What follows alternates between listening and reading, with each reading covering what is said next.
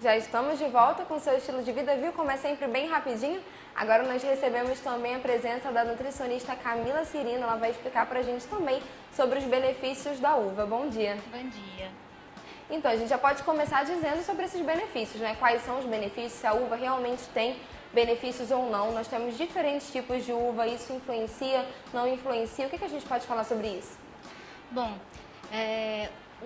tanto o suco de uva roxa, né, quanto a própria fruta, mas considerando principalmente a uva roxa ou a uva tinta, como a gente também chama, vai ter enormes benefícios, principalmente pela substância que é o resveratrol, que a gente fala muito relacionado ao vinho tinto, né? E além de outras substâncias que são os polifenóis, né, que vão ter principalmente uma ação antioxidante, né? E dentro da alimentação, de um plano, né, mais saudável, né, tanto o consumo da fruta quanto do suco vão ser benéficos, né?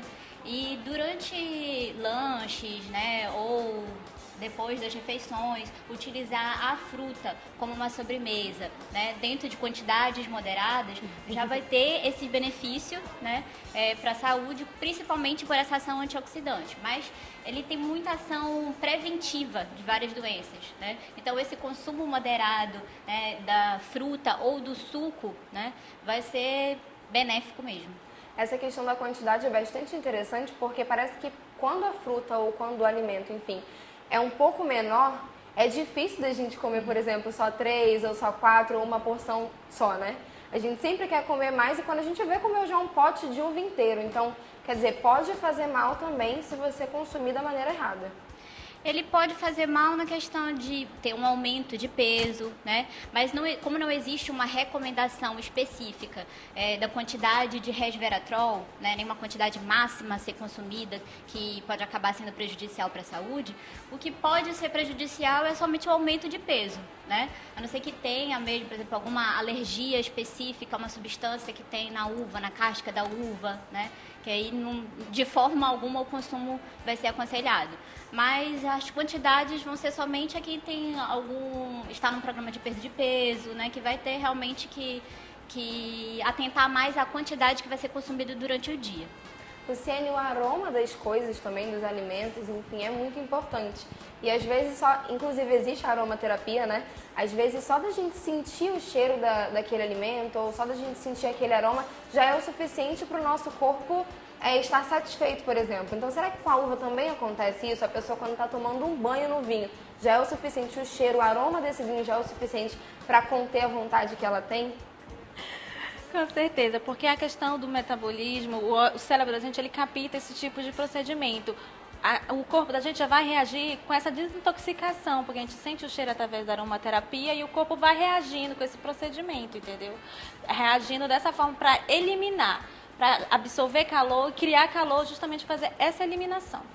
Em relação ao consumo, é interessante, lógico, que a gente sempre utilize esses alimentos de forma... enfim, ingerindo mesmo, né? A gente comendo, a gente sempre de dentro para fora, como a gente costuma dizer, mas ainda assim, esses artifícios, digamos, externos também seriam um complemento ou uma ajuda para aquelas pessoas que precisam estar sempre em contato com esse tipo de alimento, mas que não podem ingerir, de repente, pelo peso ou por qualquer outro tipo de problema, né? Sim, o ideal é sempre ter essa mudança total, né? De estilo de vida, de alimentação, prática de atividade física, procedimentos estéticos, né? Fazer mesmo um mix de tudo que for possível para ter bons efeitos, né? Mas em relação à alimentação, o ideal é que, né, na recomendação, que não é bem específica, mas o que já foi estudado, é a gente não passar, em relação a homens, né, se for um vinho, né, não passar de 1 a 2 taças por dia, para mulheres 1 taça por dia, e essa taça, assim, de 125 a 200 ml, né, não mais do que isso. Isso significaria, por exemplo, a gente pode dar um exemplo, fazer uma comparação com algum outro tipo de bebida dessa quantidade?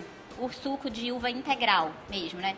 Sem água adicionada, sem ser diluído, né? E sem o açúcar também adicionado na composição. Essas informações a gente consegue ter pelo rótulo mesmo do produto, né? E sendo nessas condições, a gente vai obter todos os benefícios do resveratrol e das outras substâncias, principalmente antioxidantes, que tem na uva roxa, né? E dessa quantidade para suco é uma média de 400 ml, que seriam aproximadamente 2 copos por dia.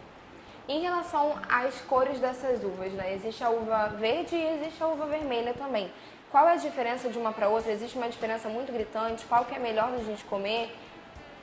Bom, em relação a essas substâncias antioxidantes, que são o principal benefício, né, das uvas, a uva verde tem uma quantidade bem menor do resveratrol em relação à uva roxa ou uva vermelha, né? Ela tem, mas é uma quantidade significativamente menor, né? Mas ela tem outros polifenóis, né? Outras substâncias que também são benéficas à saúde. Mas essa específica, que é muito estudada e muito falada, a quantidade tanto do suco de uva integral quanto do vinho tinto são bem maiores do que da uva verde, né? Do vinho branco, do vinho verde, como a gente chama, né?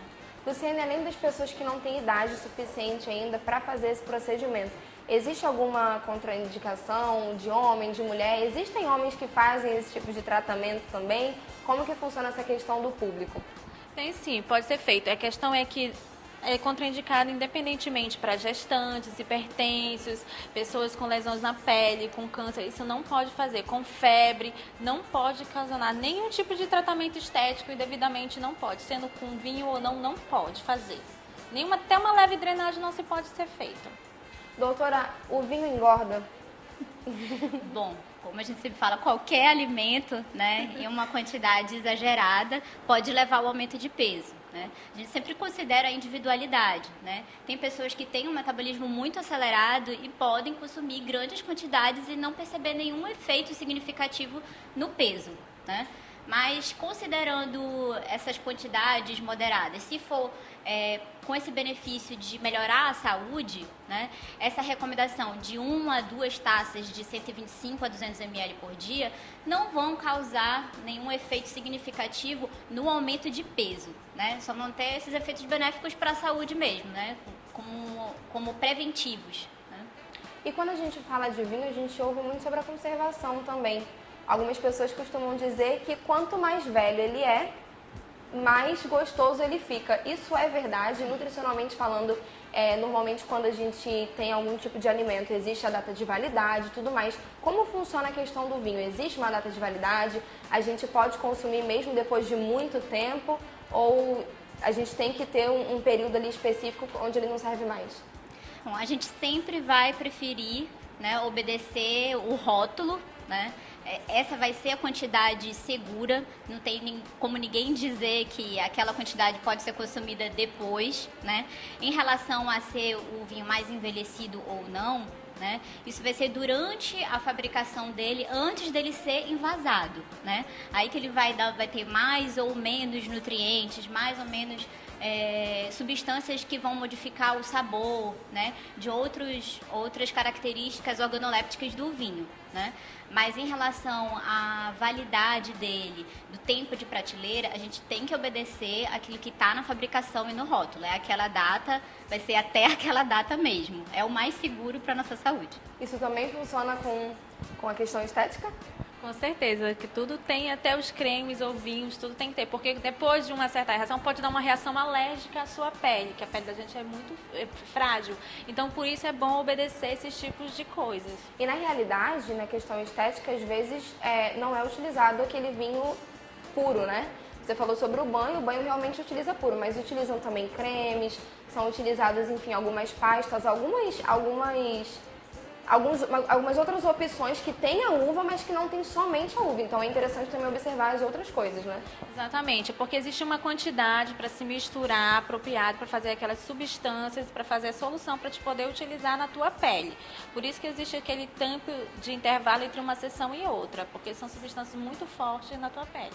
Quando a gente conversa sobre uva também, os sucos de caixinha, o que a gente pode falar sobre o suco de uva de caixinha? Existe uva no suco de caixinha? Existir, existe. Pelo menos é o que está descrito no rótulo, né? Mas o hábito de analisar o rótulo, né, é algo que a gente sempre aconselha a ser feito, né? Então, uma dica é olhar os ingredientes, não só aquela tabelinha nutricional, né, que nem todo mundo consegue entender o funcionamento dessa tabelinha.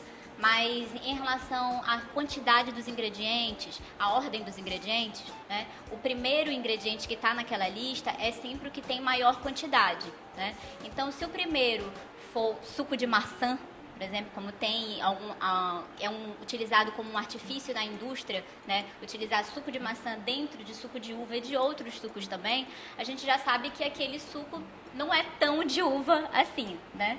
Então, sempre utilizar esse artifício de controlar essa quantidade, né, como uma forma de escolher melhor qual vai ser o suco. Então, preferir suco de uva integral em relação aos de caixinha, a gente já vai ter de uma forma mais segura de que vai ter realmente uva dentro da embalagem, né? Luciana, agradeço pela sua participação. No próximo bloco nós ainda ficamos com a nossa nutricionista, mas você também não precisa sair daí, pode continuar com a gente e eu deixo um espaço para você, se você quiser convidar alguém para fazer algum procedimento estético, enfim, dizer para as pessoas que a vinhoterapia está aí e que é uma boa opção, fica à vontade. Obrigada. Com certeza, é um estímulo de vida, é uma forma para você se desenvolver. Vá, procure a sua saúde e o seu benefício para você e para o seu corpo. Muito obrigada, nós vamos para um breve intervalo, daqui a pouco a gente está de volta.